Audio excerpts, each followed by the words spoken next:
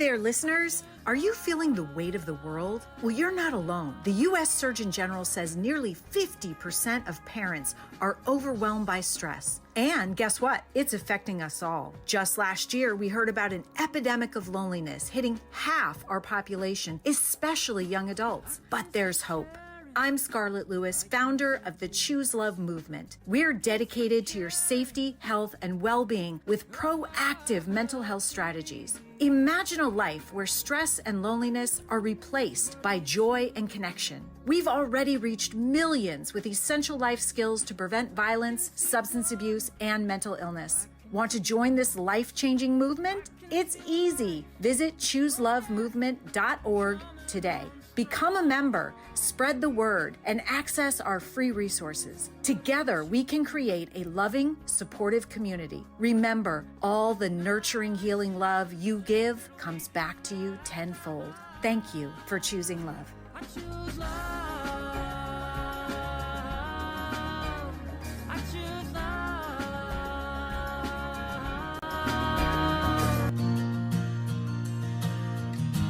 Hey, hey. Hey, hey, hey, hey, oh.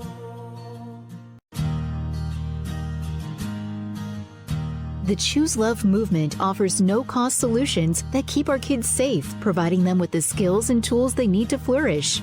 Join us in our mission to create the world we want to live in, one that's connected and compassionate. Check us out at chooselovemovement.org. Together, we can choose love. Hey everyone, my name is Scarlett Lewis and I am the founder of the Choose Love movement. Welcome to the Choose Love podcast. I have a very special guest today, Dr. Ryan Carlson, and I'm going to read his intro. Dr. Carlson has been in public education for over a decade, primarily as a high school counselor. During this time, he championed the voice of students tirelessly, working to empower their voices and provide them with invaluable life skills. Prior to that, Dr. Carlson was a substitute teacher, paraprofessional, Peace Corps volunteer, English language teacher, and a captain in the U.S. Army. Thank you very much for your service. Appreciate you so much. He is also a licensed professional counselor specializing in mindfulness and resilience. In the last 7 months, Dr. Carlson has been working with Dr. John Burns, founder and CEO and at the Center for Aggression Management, on promoting its key initiative, the Critical Aggression Prevention System, or commonly referred to as CAPS. CAPS is a comprehensive and transformative violence prevention system that combines technology and human-based intervention to identify the precursors of violence and intercede before incidents of aggression take place. This system contains several key elements that our current protocols and procedures simply don't have, promising to revolutionize violence prevention and transform our public schools and other community organizations. Dr. Carlson lives in Tolan, Connecticut, right up the road from me, with his wife, who is also a public educator, and their 2 kids. Welcome, Dr. Carlson. Welcome. Thank you so much for having me here, Scarlett. Thank you for being here. And everyone who's listening, all our Choose Love family and membership, know that the reason that I started the Choose Love movement was first and foremost to keep our children and our educators safe. I realized following the Sandy Hook tragedy that we weren't doing enough. And then I realized we may have been focusing too much on the problem and not enough on proactive prevention. And so I decided to focus my efforts there at the grievance end of the pathway to violence so we could reduce and prevent the suffering before it led to violence, substance abuse, mental illness. And so I'm so happy to have you here because you have another system that you're working on that is also proactive and preventative. And let me tell you, I mean, I don't know if a lot of people pick up a physical paper anymore, but a lot of us get our news online or through social media. And there is seemingly more anger and hatred out there than there has been in a long time. And that equates into violence. And so we continue 12 years later, 12 years after the Sandy Hook tragedy, we continue to see violence in schools, increasing violence in our streets. And so I am really excited, Dr. Carlson, Ryan, to talk to you about CAPS and maybe how CAPS can help our schools specifically reduce and prevent the aggression that is a precursor to violence. Yeah, absolutely.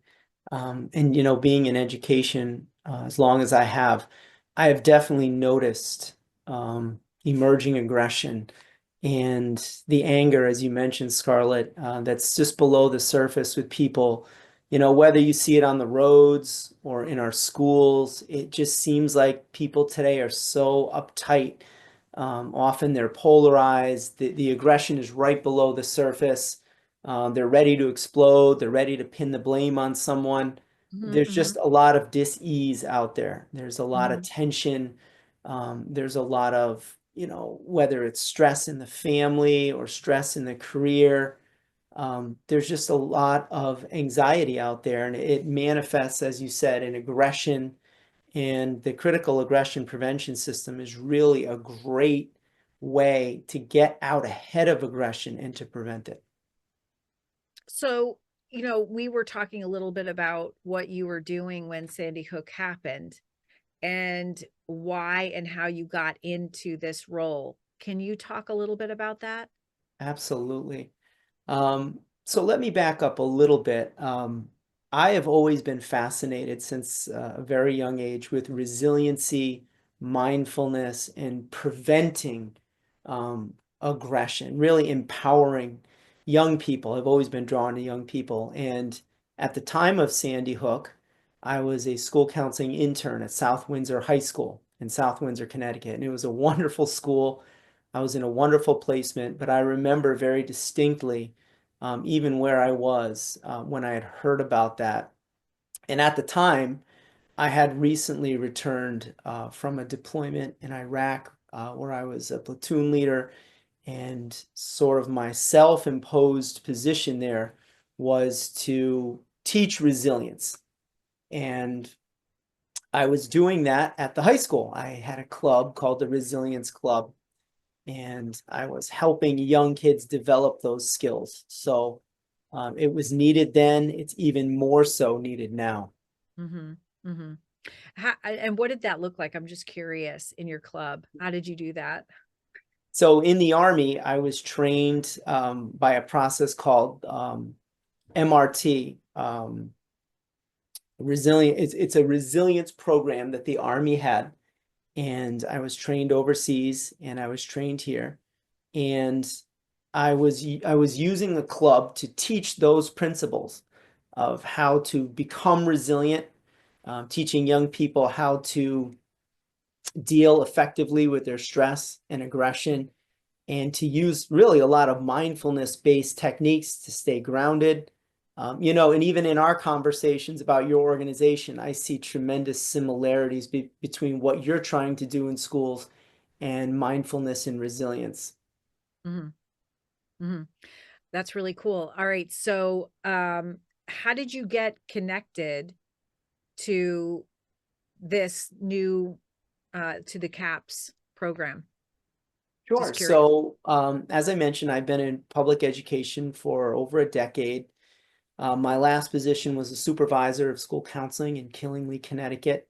But after that, I decided that I wanted to make impact on a little bit of a different level, a bigger level. Mm-hmm. And I was in a little bit of a transition, and I happened to be introduced to Dr. Burns through a mutual friend of ours who was military, because he's a military guy and we're all military. And Mm. I was introduced to Dr. Burns, and I am not a salesman by any stretch of the imagination.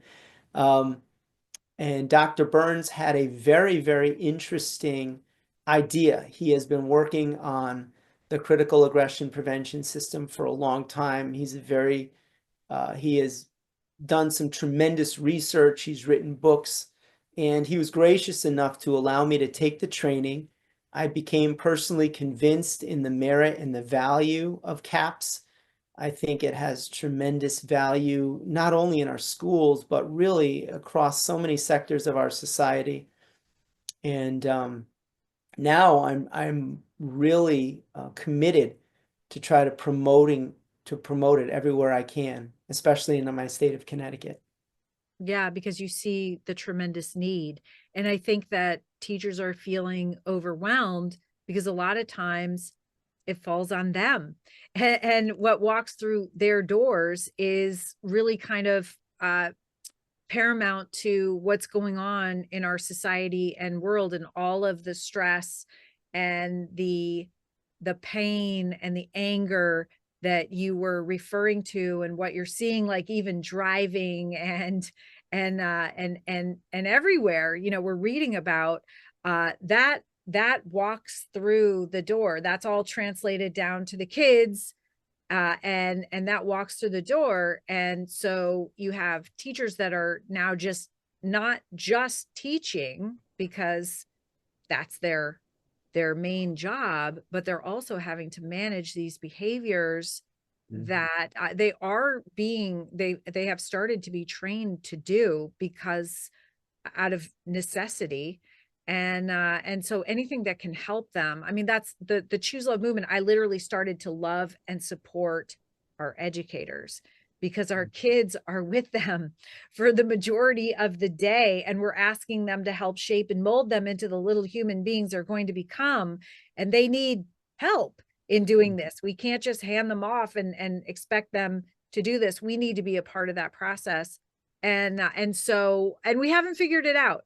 We have not figured it out. I mean, if we're still having shootings in school, if we read the paper and we're still having these rage-filled, unfortunate tragedies throughout our country, obviously we haven't figured it out. And so this is why I wanted to have this conversation with you, to share with everyone who is a part of the community of Choose Love. And that's not just schools, by the way.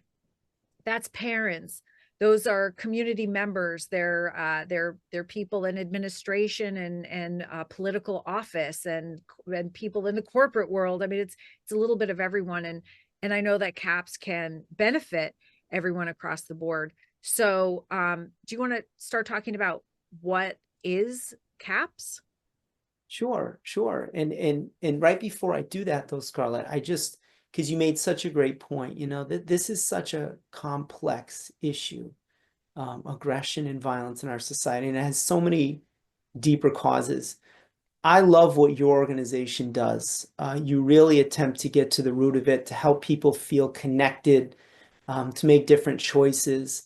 I think CAPS is a very important tool for schools to identify aggressive behavior. So what is CAPS? So CAPS stands for the Critical Aggression Prevention System. It's the trademark program of Dr. John Burns, whose organization is called the Center for Aggression Management. And CAPS is a comprehensive violence prevention system that has three major components. Two are training, and one is software. It combines technology, and the whole premise of CAPS is to get out ahead of violent and aggressive behavior. And that includes bullying, that includes harassment, sexual harassment, discrimination, all different forms of aggression and abuse. And the way it does that is it utilizes human-based universal indicators of aggression. So these are very subtle sometimes not so subtle as the continuum escalates, but initially very subtle universal behaviors, human behaviors that indicate mounting aggression. And CAPS trains individuals, 2 levels of training to identify those behaviors, to report them using software and technology, and then another segment of trained individuals to engage, diffuse, and redirect that aggression into productive, positive outlets, and thereby preventing subsequent aggression. Interesting. So you've got the first wave of the training is basically how to identify those aggression indicators. And can you talk about what some of those are? I mean, I'm trying to think in my mind. I would think just rigid thinking and even all the way to like flushed cheeks and clenched fists and Right.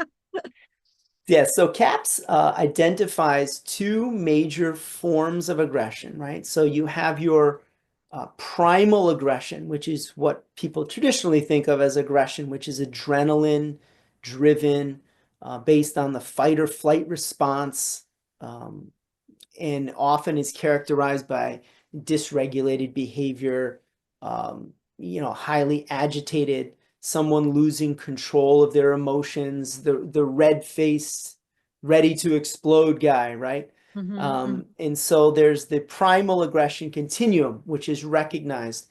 But what's really unique about CAPS is this other continuum known as cognitive aggression. And cognitive aggression, rather than being driven by adrenaline, is driven by malicious intent. So it is intent-driven aggression. And it is an aggression that, while it shares many similarities with primal aggression, it differs in that this aggression can be very targeted and to a certain individual or groups of individuals, and the body physiologically responds quite differently, especially in the higher stages of cognitive and primal aggression. So CAPS recognizes a continua of these 2 forms of aggression that includes 9 stages of aggression. And each one of these continua has a baseline or trigger phase, it has an escalation phase, and it has a crisis phase. So there's 9 stages of aggression. And so at the baseline, we have everyone's baseline where we are constantly experiencing stressors every day, right? We wake up for breakfast and the coffee machine doesn't work and we're out of eggs, and we get to the end of the driveway and we forgot the garbage cans, and then we get into traffic, right? So all these things we can't control, they happen to us and we deal with them, right? Most of us are able to cope with these stressors. But what happens when our capacity to cope gets overwhelmed, right? Then we step onto the first rung of aggression. We term this mounting aggression, because now our ability to cope has been overrun. And now mounting aggression begins to change us. It begins to change us physiologically. It begins to change our communication patterns. It begins to change our body language. And all of these behavioral indicators can be learned, and we can teach people to identify them and report them. And what's really unique about CAPS is within its 9 stages, it has something that literally no other program has, and that is the precursors to aggression. So in our continua, aggressive behavior, incidents, that is, of aggression, including, again, sexual harassment, bullying, discrimination, begin at stage 4, which means that prior to that, there are 3 stages of the continua of pre-incident indicators of aggression. So by targeting these stages, we can actually get out ahead of violence and aggression before it even manifests. And by doing this, what's really remarkable about CAPS is it transforms the system from a punitive system, right, where we're reacting and responding to something that has already happened, to a system that is actually rehabilitative. In other words, we're engaging with alleged aggressors before very often they're even aware that they've done anything wrong. They have Well, before they have done anything wrong, right, right? Because I would assume the first three right, stages are simply a buildup, and you're witnessing somebody that is going to get to this reactive stage out of freeze, fight, or flight, but they haven't actually yet acted on it, right? right. Or malicious intent, right? Whether it's harming on the cognitive aggression side. So we have two continue of aggression. So there's been no incident of aggression, Mm-hmm. but they've exhibited behaviors that to a trained CAPS aggression first observer, we call these aggression first observers that are trained in the aggression continua, the Mm-hmm. cognitive and the primal, they are indicators of mounting aggression. Someone that's either on the path of aggression or there's a trend in aggression. And so we meet them where they're at, say they're at stage 2, and there's certain protocols and procedures for addressing individuals on stage 2 as opposed to stage 4 or 7. And through a process known as the judicious interview, a certified aggression manager, which is the next level of trained personnel, intervenes with that individual with the intention to identify the level, the stage of aggression they're on, and Mm-hmm. to try to redirect that aggression in a positive way. And ultimately, we attempt to do this by convincing that individual that the course of action that they're on is not in their best interest. Mm-hmm. And we do that by engendering trust and Mm-hmm. building a relationship and basically helping them realize that there's a more productive way. There's a win-win solution here. There's a way that they can get their Mm. needs, their underlying needs met without harming another individual. That's really interesting, because it's basically sitting somebody down and saying, I see you, and I see that you're in distress, and I want to help you so that it doesn't escalate into something that is going to be harmful for you and maybe somebody else. And I'll tell you, Ryan, in my conversations that I've had with school shooters, when they've survived to be able to have the conversation after the fact, all of them talk about not being seen. So obviously, in every incident that's happened thus far, they've gone through these levels of aggression that you all have identified, yet no one has seen that.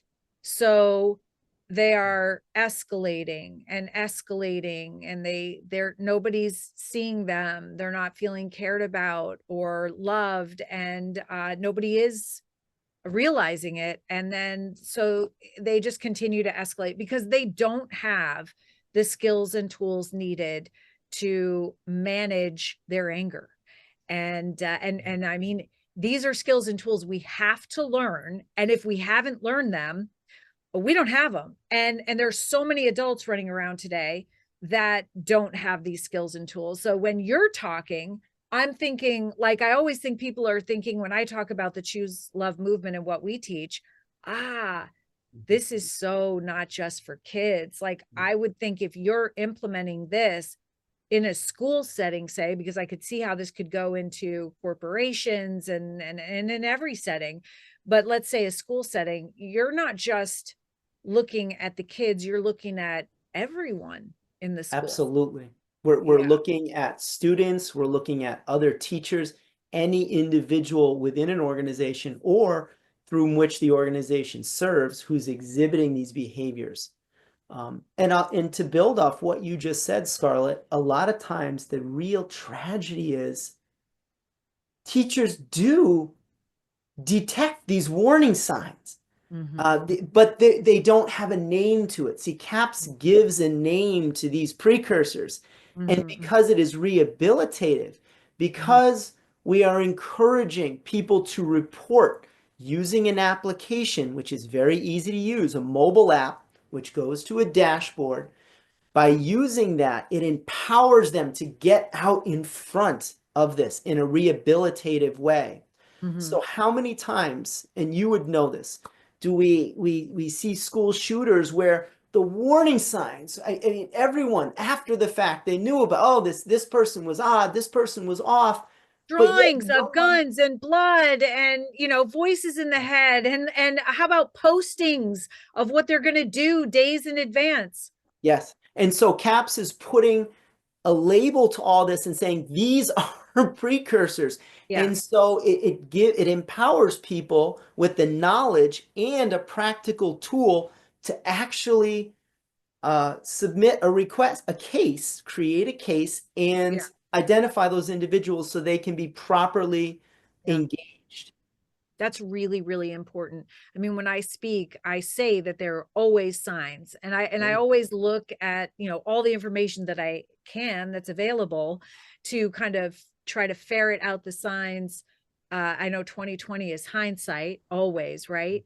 But there are always signs. And even in Sandy Hook, I talk about, from the time that Adam Lanza, who was the shooter that day, former student, um, from the time that he was in first grade and in elementary school, having acute anxiety and often being seen not able to be in class, but being seen in the cafeteria, crying, shaking, and the janitor often was with him and trying to soothe him. And then like the book that he wrote, the book of Grant, a little book, it was handwritten with hand drawn images and saddle stitched with a stapler, but he had made copies and he had brought them to school with the intention of selling them, and instead they were taken. But they were about a witch that came to the school with a broomstick that then opened into a semi-automatic weapon and murdered children. And so that story was taken, and I assume some of it at least was read, but there was no follow-up action. And I talk about this trying to elicit compassion, because I say, wow, could you imagine if I am, I'm expressing what's inside myself in written form, and I'm saying, like, as a fifth grader, I'm thinking about mass murder in one form or another, and nobody says anything. Nobody does anything. And so I love this concept of CAPS, because these kids that are feeling this, and by the way, like, we're all baseline, we're all experiencing that stress, we all escalate. So it's not just like, oh, those people, right? We are all there, we all feel the stress, we all escalate to a certain degree. Obviously the Right. majority of us don't go over level 4, Right. but I've been at level 4, probably at level 5 or 6 in my life. I know that for a fact. And it's, wow, just to have this foundation for follow up, just to let the kids know. I mean, part of my platform is to remind teachers, hey, these kids don't feel seen.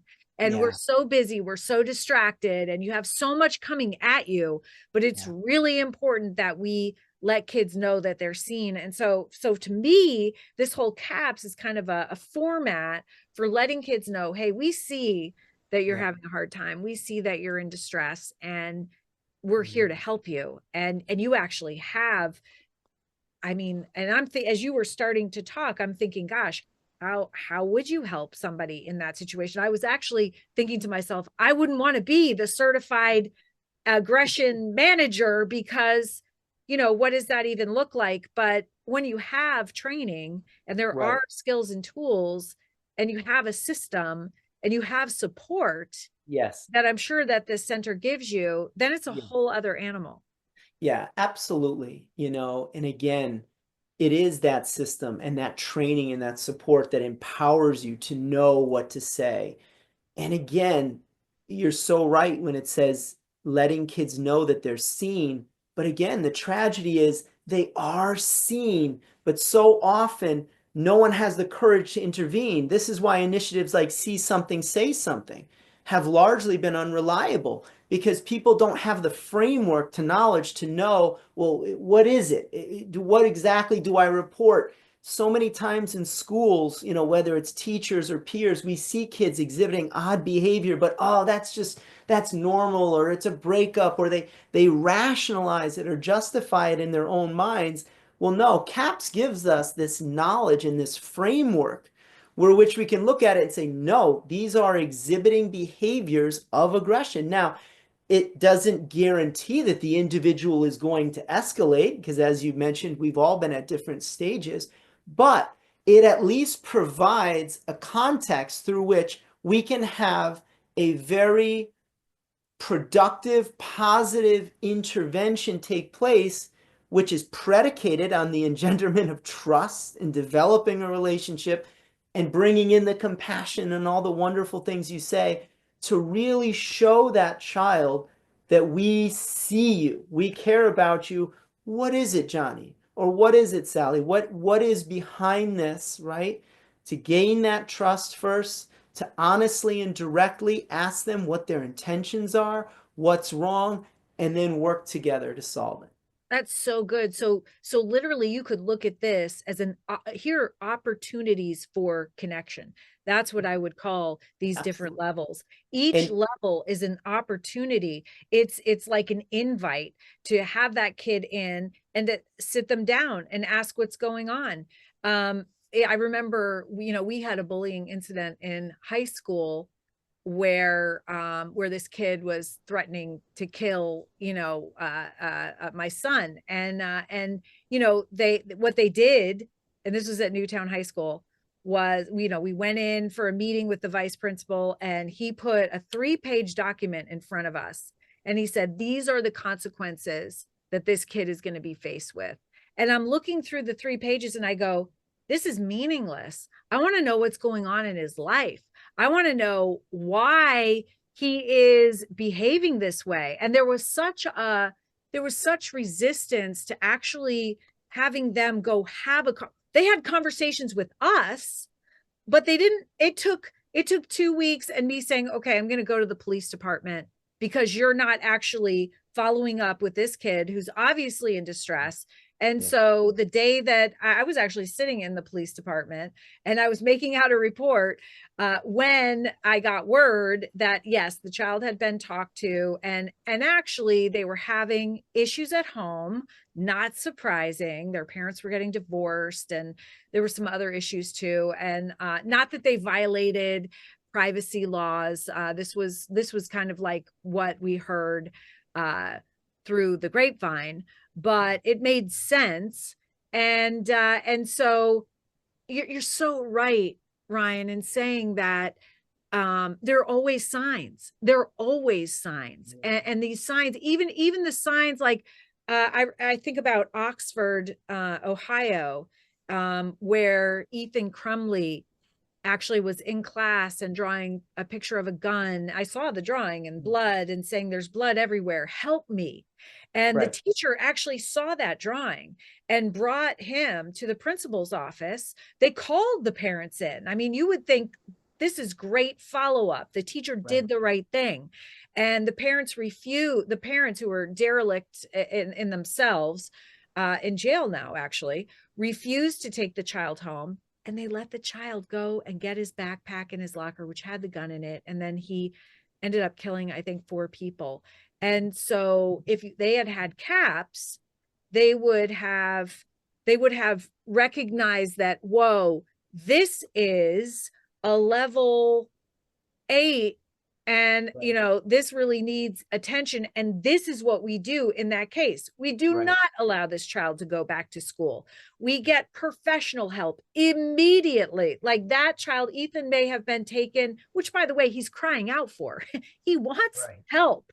You know, right, nobody wants to go murder other people. This is last choice. This is when you're in so much distress. You don't know what else to do. Nobody's seeing you and you're desperate to be seen. You're so desperate that you'll kill other people. That's how much pain you're in. And so they have this whole list of things that they could do. And hopefully, I mean, there were signs before then, obviously. right. hopefully they would have caught this earlier and they would have given him the attention that he craved. Hi, my name is Scarlett Lewis. I'm the founder of the Choose Love movement. I founded this organization following the murder of my 6-year-old son, Jesse, and 27 others at Sandy Hook Elementary School. I realized then that we must come together in order to solve the escalating issues of violence, substance abuse, and mental illness in our country and world. I created the Choose Love movement because, as humans, we are 99.9% genetically the same. We all need love, and we all also feel pain. We teach all ages how to choose love and grow through pain. It's pretty simple. Love feels good, and anger, hatred, and resentment feel bad. Hurt people hurt people. Even though we can't always choose what happens to us, we can always choose how we respond. Love is always the strongest response. 6-year-old Jesse stood up to the shooter and saved 9 of his classmates' lives before losing his own. We all have the capacity for that courage. Join the Choose Love movement today and be part of the solution by creating a safer, more peaceful, and loving world. And well, that's the key. The key is early detection, because to be quite frank, when you get to the latter stages of aggression, in the crisis phase, in the high risk phase, behavior becomes very volatile, unpredictable, and your likelihood of averting aggression diminishes. Your effectiveness, obviously, is much greater the earlier you intervene, which is why CAPS focuses on those precursors, getting out ahead of it and redirecting, identifying what the underlying issues are. That is so good. And then you were talking about cognitive aggression. Right. And that's so interesting because do you find that aggression doesn't start maliciously? Aggression starts maybe with pain as the root cause, and it can, without being seen, without being cared for and loved and shown compassion, then it escalates into what you're calling cognitive aggression. Absolutely, Scarlett. I mean, Wow. at the heart of it, right? Connection, love, compassion, which sadly we all know a lot of the causes, right? Families, broken families, that often hurt people, right? This my mentor always taught me: hurt people hurt people. It's one of the greatest lines I've ever heard, and it's stuck with me. Hurt people hurt people. And so when you realize that aggression and violence in all of its forms are really cries for attention, in fact, the whole premise of the judicious interview, which is the primary tool of the certified aggression manager, is to engender trust and to help people to reestablish the perception of connectedness. Because it's only by disconnecting from one human being to another can we perpetuate acts of violence on one another, right? Because it's not natural for one human being to hurt another. So we have to disconnect. So it's all about building trust and building connections with people to allow us to prevent and avert violence. But yes, so it is the hurt people that hurt people. And I think that's really, I mean, that's what I say all the time, Ryan, because I really want people to not see the aggressors as bad, because once we label somebody bad, well, we're obviously good, and then there's nothing that we have to do. But when we can feel, when we understand that it comes from pain, then we can feel compassion, and then there's not that immediate disconnect. They're bad, I'm good. Right. And because there is something that we can all do. We're next month we have this ripple effect that we're releasing. We're celebrating the power of the ripple effect. Every thought, every action that you have in a negative way or a positive way impacts not only yourself but other people. And then I brought in physics, the concept of reflection spreads, and that's either negative or positive. So gosh, we have what it takes to reduce and prevent violence. It's just bringing the awareness and training and courage that Yeah, it takes. that's And right. yeah, I really like what I'm hearing, which is why I wanted you to come on a podcast and I could share this with my community in Choose Love. So I wanted to ask you how CAPS is different from existing programs and what Sure, makes it unique. sure. So when you look at what's in schools, and again, I've been in schools over a decade, and I've been around education most of my career. And I'm not saying that I know everything, but what I've seen, crisis intervention teams, Mhm. de-escalation techniques, Mhm. conflict resolution, Mhm. drills that they have today, all of these things are reactive, right? They Yes, presuppose an incident or a crisis or a problem, right? Conflict resolution. Well, there has to be conflict in order to resolve it. that's right. De-escalation. There has to be someone in an escalated state to de-escalate. Right. Right. Intervention. There's a crisis, right? Drills, run, fight, run, hide, fight, right? All these drills presuppose an emergency situation. Mhm. And again, I'm not saying they're ineffective, right? In an acute situation, they may provide life-saving skills. However, this, However, they have not solved this. It is still a of problem. course, Our kids are still dying in schools. It's sure, they're not reacting. enough. I just, sorry, go ahead. The moment of commitment, right? Dr. Burns talks about this from the moment of commitment, that moment where the perpetrator decides in his or her mind that they're going to pull the trigger, you have 2 seconds. There is no protocol or procedure that can get out and prevent that reliably in 2 seconds.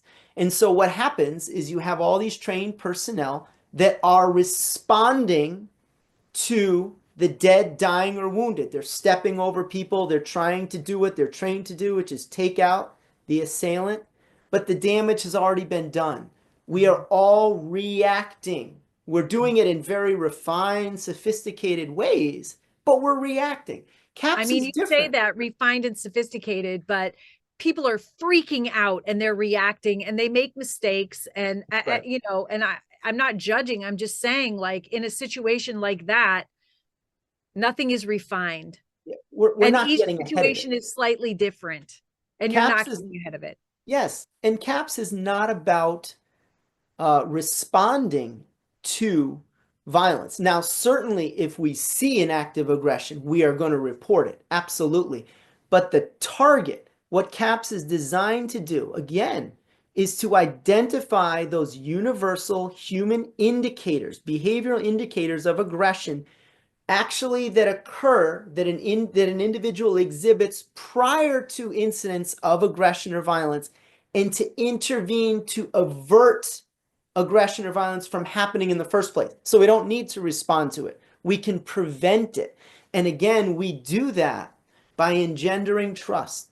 So Dr. Burns told me, he said, before. So when an incident of aggression is observed by an aggression first observer, who again is the first line of trained personnel in a school system, could be cafeteria workers, teachers, bus drivers, a wide range of individuals.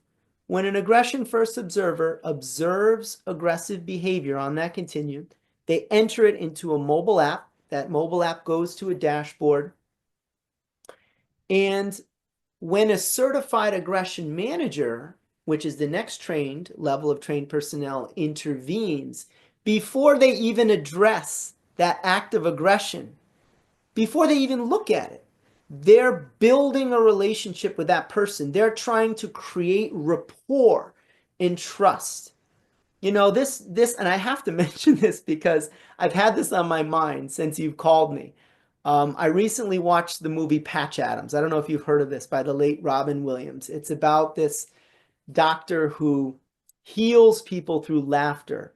And in an early scene, he visits a psych ward, and this inmate shows him 4 fingers. And he says, "How many fingers do you see?"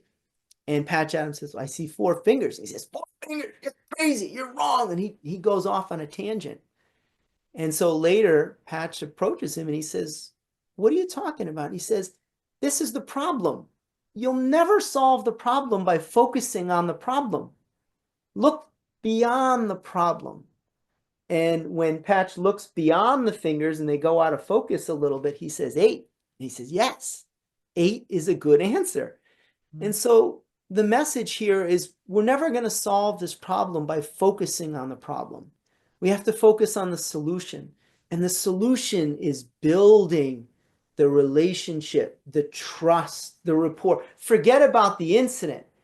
Build rapport and trust. If you can get that student, when I was a counselor, I get some of the hardest students. They'd come in after an aggressive incident. They wouldn't look at me. I'd work on them. If I could get them to crack one smile and laugh, boom, you got them. They'll do anything for you. If you can create trust and rapport, now they'll open up to you. And now you can reveal the contents of that report in a non-threatening way, and you can get to the bottom of it and redirect that aggression. I mean, you're speaking my language. I am 100% behind you. That's why I started the Choose Love movement, to address the grievance end of the pathway to violence. Instead of focusing on the attack end, which I saw everyone else doing, always a step behind and learning from mistakes, we focus on the grievance and giving kids the skills, tools, and awarenesses they need to manage their grievances. And by the way, grow through them, because that's what pain and discomfort are there for, to help us grow. And so it's unique and revolutionary. I'm wondering, so this is amazing. And I'm wondering, how easy is CAPS to implement? I mean, like, how many steps, if a school, I know schools are listening. So what is the process for implementation? How long does it take? Sure. And that's a good question. So CAPS is designed actually for educational settings, but really it's adaptable to all organizations, law enforcement, healthcare, businesses, any organization where we see aggression and violence, which is unfortunately ubiquitous. But CAPS has 3 main components. 2 are training-based and 1 is software, technology-based. So the 2 training-based components, the first group is called Aggression First Observers. So in an organization of, say, 1,000 people, we suggest that at least 20%, and that number is arrived at because we suggest that approximately 20% of your staff will allow for 100% visibility or coverage among your staff. Obviously, some organizations want all people trained in all things, which is wonderful. The more people you can train, the better. So the Aggression First Observers encompasses a 1-day training. It's about an 8-hour training program where they're trained in understanding the continua of aggression, those 9 stages of aggression. So they understand what to look for, those human-based indicators, and they're trained on how to use the CAPS mobile application. All right. So their job is not to engage and redirect. Their job is to report only, to identify and report using the mobile app. Now, the mobile app has a central analysis tool called the meter of emerging aggression, which acts as a backup to the observations of the trained personnel. So that will tell the Aggression First Observer what stage of aggression the alleged perpetrator is on. And what the Aggression First Observer does is they simply open the mobile app, which is easy to use. There's a series of question and criteria such as body language, behavior indicators. They enter all that information in there, and the system puts the person on the meter of emerging aggression. And it comes with suggested responses. All of this is to augment the training the individual has already gone through. So then you have a smaller group of personnel called certified aggression managers.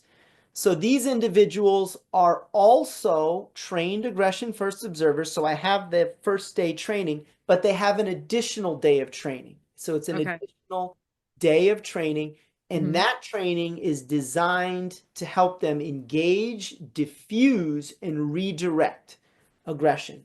So their job is to engage that individual, And the way that this sort of works is the cases come into a centralized dashboard, and a system administrator can see all the cases along with all the certified aggression managers. There's a period where the system administrator chooses one or more certified aggression managers, and it might be an individual for whom already a rapport exists. For instance, say it's in a school system and there's a trained counselor who's a certified aggression manager. They may know Johnny already. And so they may say, I want to intervene because we have a rapport. He trusts me Is that already. usually who it is, like counselors or some sort of administrator? Yes. Yeah. In a school system, absolutely. So Yeah. again, like the aggression first observers, the certified aggression managers, we don't dictate who they should be. Your organization tells us who you want them to be. Yeah. So we just suggest that they're from a wide swath of departments within an organization. So you'd want, obviously, your school psychologists, your counselors, your social workers, your administrators to be certified aggression managers, to be the trained ones.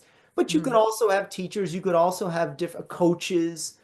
Um, mm, mhm, anyone who has rapport with kids can be a mhm, certified aggression manager. Their mhm, job is to engage, diffuse, and redirect. So they mhm, are determining, they're ascertaining the intent, whether there is intent to do harm. If there mhm, is intent, they verify what stage of aggression, and mhm, then they attempt to redirect that aggression. And that's done through a very scientific process called a judicious interview. Now, these are a series of questions that have been scientifically proven to elicit certain responses from individuals with the intent to do harm. mm, And so the objective of the judicious interview is to convince that individual that their course of action is not in their best interest. mhm. Because at CAPS, we believe that individuals tend to act in accordance with what they perceive to be in their best interest. What they perceive to be in their best interest. Although sometimes I know school shooters are suicidal and then become homicidal, Right. right? So does that get at that as well? Sure. So the suicide killer is the ninth stage Okay. aggressor in our Okay. continuum, both continuum, right? Yeah. So in stages 7, 8, 9, we have the implicit killer, the one who is orchestrating an event of extreme violence, but they're an accomplice only. They're not doing the act. And then Mm, in stage 8, we have someone who is willing to take out someone but intends to fully survive. And then the ninth mm. stage aggressor is the one who fully expects to give his or her life in the attack. So And what 8 and 9 are the school shooters yeah. or the violence, the Yep. And there perpetrators are of certain, violence. as I mentioned, physiological responses that go along with that, such as Yeah. de-animation, right? So this is a process where the body actually, in the facial expressions, they lose animation because the body is acting as if it were already dead. It has accepted its fate. And Wow. so trained aggression first observers can observe these indicators. Yeah. They can intervene. Now, obviously, we want to intervene well below the crisis phase, 7, Right. 8, 9. But at all levels, we are trained to intervene, diffuse, and redirect. Wow. Okay. And then there's an app. So the app, you can learn how to do that within the first day session. So there's really 2 days of training. That's awesome. And so for people that are listening and organizations, how do they get more information and where do they go to sign up? Sure. So we're part of the Center for Aggression Management, which if you Google it, it's the first thing that pops up. It's Dr. Burns Center for Aggression Management. And on this website, you'll find all kinds of information about the application of CAPS, what CAPS is, how it can be applied uniquely to different types of organizations. Obviously, education is a huge one. But law enforcement, healthcare, where we've just seen another act of aggression, right, with the CEO murdering. Aggression is a huge issue in the healthcare industry. Law enforcement, we have a unique type of protocol for how we can work with law enforcement agencies. What's interesting is schools is a lot of times they're partnered with law enforcement through school resource officers. And so Mhm. there's a unique opportunity for a partnership with CAPS with law enforcement agencies and school systems. But on the website, there's testimonials. You can access the training, the Aggression First Observer, the Certified Aggression Managers courses.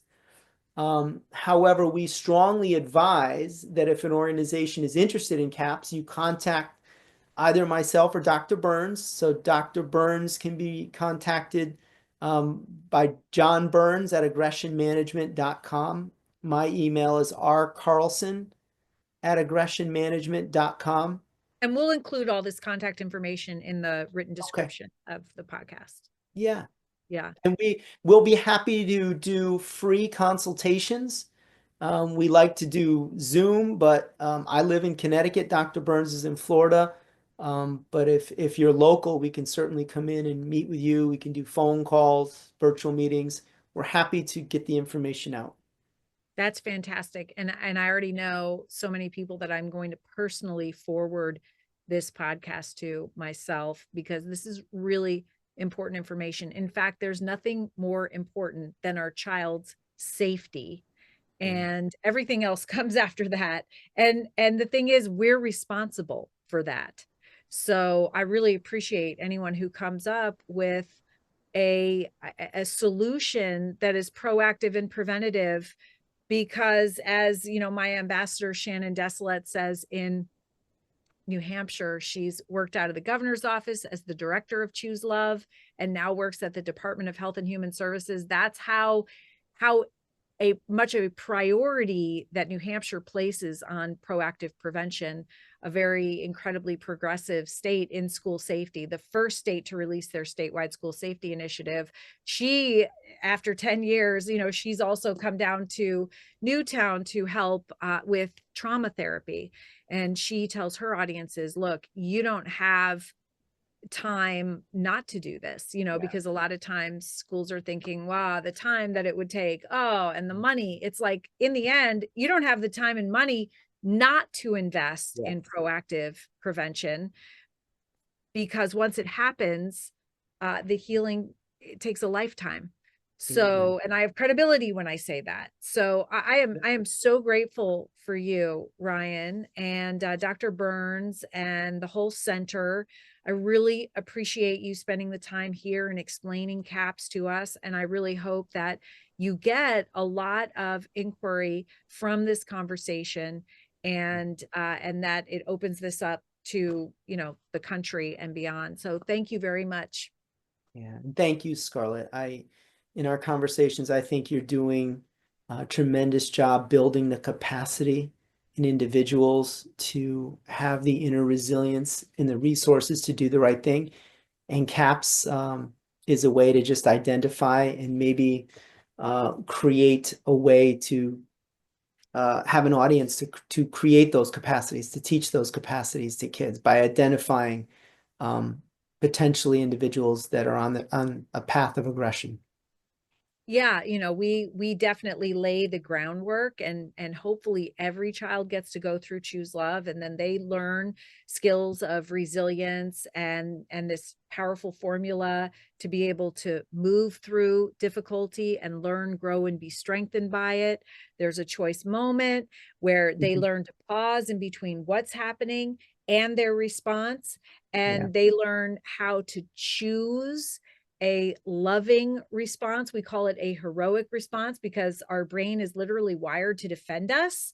And so, you know, we talk about self-esteem and self-worth and self-confidence, all these things that are a part of that. We are fortifying in kids, but there are kids that move. There are kids that come under extreme stress. And there are kids that fall through the cracks that will definitely need CAPS. And I really think that our two programs work very well together. So thank you. Thank you. Yeah, thank you very much. Hey, hey, oh. It's all part of us. We can all choose love in a land